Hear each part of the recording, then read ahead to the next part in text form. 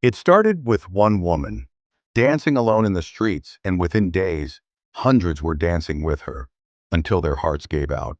This isn't a fairy tale. It's one of the most disturbing events in human history. The year was 1518. The place? Strasbourg, a quiet town in what is now France. And the plague wasn't a virus. It was music. It was movement. It was madness. One morning in July, a woman stepped into the street and began to dance. No music, no celebration, no reason. She just couldn't stop. She danced for hours. Then came the second person, then the third. By the end of the week, over 30 people were dancing uncontrollably. No one knew why. They weren't laughing. They weren't smiling. They were in pain.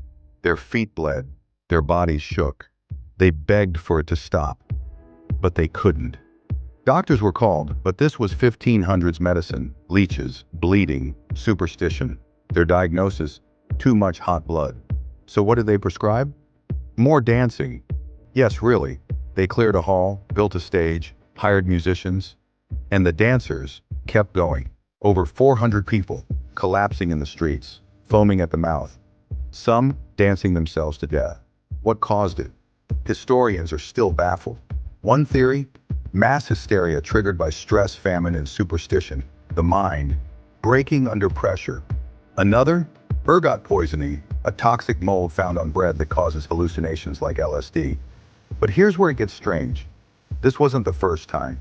Similar outbreaks happened across Europe, in Germany, in Switzerland, in the 1300s, the 1400s, even earlier. Always the same pattern: sudden, uncontrollable dancing, as if possessed, sometimes in groups, sometimes alone, and always ending in collapse. Some believe it wasn't hysteria or poison, but punishment, a curse, from Saint Vitus, patron saint of dance and epilepsy. People believed that if you sinned or strayed from God, Saint Vitus would take over your body and make you dance until your soul was clean or dead.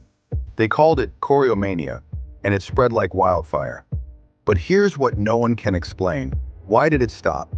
Just as quickly as it began, the dancers fell, one by one, until the madness ended. No medicine, no cure, just silence. And to this day, no one truly knows what happened. Was it the mind, turning fear into frenzy? A drug that turned bread into a curse? Or something far older, far darker, that used rhythm as a weapon? We may never know, but one thing's for sure. Sometimes the most terrifying plagues don't come from germs, they come from within. They called it the dancing plague. But what if it was never a plague at all?